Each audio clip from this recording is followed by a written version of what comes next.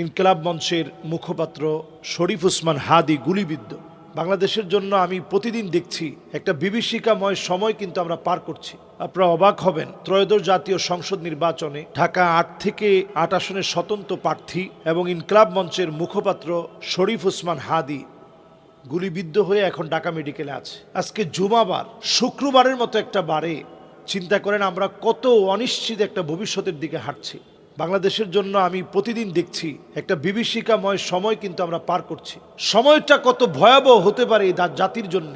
ইস্তিগফাফাম বিদ্দাম, এই হাদিকে গুলি করার অর্থ হচ্ছে কেমন যেন একটা সংঘাত বাড়িয়ে তোলা। তফসিল ঘোষণা করার পরে কে বা কারা এই কাজ করছে? যারা বাংলাদেশের প্রতিনিয়ত বাংলাদেশের সুন্দর পরিবেশকে তারা ধ্বংস করতে চায়। নবীজি সাল্লাল্লাহু আলাইহি সাল্লাম আমাদেরকে বারবার সতর্ক করেছেন, একটা দেশের পরিবেশ নষ্ট করার জন্য এমন দু একটা ঘটনা যথেষ্ট।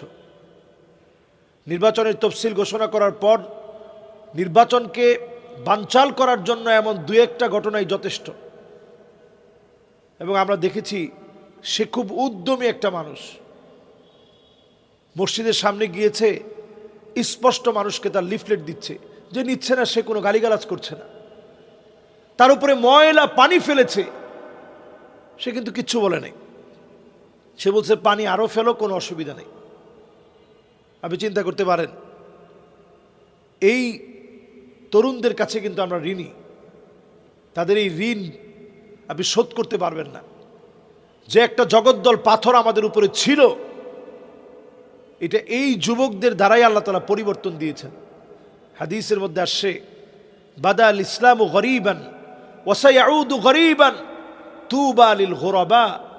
ব্যতিক্রমদেরকে দিয়ে আল্লাহ রাব্বুল আলামিন এই জমিনের উপরে ব্যতিক্রমদেরকে দিয়ে আল্লাহ তাআলা ইসলামের কাজ করান। এই যুবকরা ইসলামের পক্ষে যতটুকুন কাজ করেছে আমরা তাদের কাছে ঋণী। অন্তত তারা এই স্লোগানটুকুন তো দিয়েছে, উই ওয়ান্ট জাস্টিস, আমরা এই জমিনে জাস্টিস কায়েম করতে চাই, ন্যায় ইনসাফের একটা বাংলাদেশ দেখতে চাই। এই স্লোগানটা তো এই যুবকরা দিয়েছে।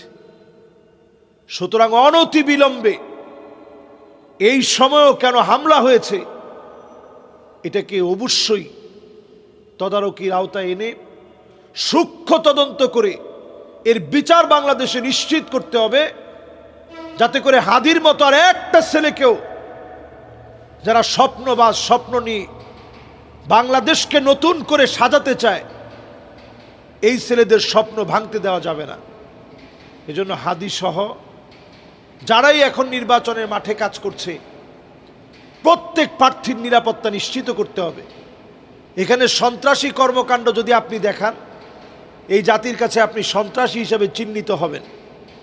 যত বেশি নিজেদেরকে সন্ত্রাসী প্রমাণ করবেন, তত বেশি আপনি ধরা খেয়ে যাবেন। এখনকার বাংলাদেশ ভিন্ন চিত্রের বাংলাদেশ। নবীজি হাদিসের মধ্যে বলছেন, উকরিমার রাজুলু মাখাফাতা শাররিহি। এমন একটা সময় আসবে, মানুষ হয়তো আপনারে দেখাবে সম্মান করতেছি, কিন্তু আসলে মূল জায়গায় গিয়ে কিন্তু আপনার পিছনে থাকবে না। মাখাফাতা শাররিহি, কারণ আপনার গুন্ডামি থেকে বাঁচার জন্য হয়তো সামনে দেখলে বলবে ভাই আপনার সাথে আছি, কিন্তু লোকেরা আসলে আপনাকে চায় না। কারণ আপনার গুন্ডামি, চাঁদাবাজি, রাহাজানি, ছিনতাই, আপনি লম্পট, চরিত্রহীন হওয়ার কারণে মানুষ আপনাকে পছন্দ করে না। এই জন্য নতুন সংস্কারের বাংলাদেশে আমরা নতুন সংস্কার দেখতে চাই। এ জাতীয় কর্মকাণ্ডের তীব্র প্রতিবাদ আমরা করছি। হাদি আমাদের পক্ষের কথা বলে, হাদি আমাদের বিপ্লবের পক্ষের কথা বলে, আলেমদের পক্ষের কথা বলে, মুসলমানদের পক্ষে কথা বলে। তাদের টুকটাক যে ছোট ভুলগুলো আছে সেগুলো আমরা সময় মতো ধরিয়ে দিব।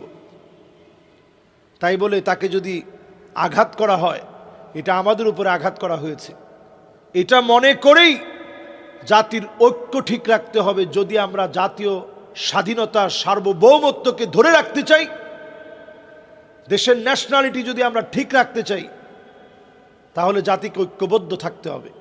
ঐক্যবদ্ধ থাকার থেকে যদি আমরা বিচ্ছিন্ন হয়ে যাই, আবার আমাদের উপরে হামলা হবে। আল্লাহ আমাদেরকে মাফ করুক। প্রচণ্ড গৃহযুদ্ধ হওয়া থেকে আল্লাহ আমাদেরকে হেফাজত করুক। মারামারি, ক্লেশ থেকে আল্লাহ তাআলা হেফাজত করুক।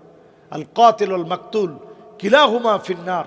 এক্ষেত্রে যদি একজন আরেকজনকে এরকম মারামারি শুরু করেন, মারতে থাকেন, আপনারা জাহান্নামের দিকে চলে যাবেন।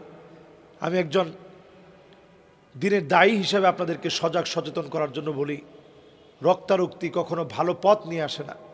বাংলাদেশটা সুন্দর হোক, সুন্দর একটা সংস্কার হোক।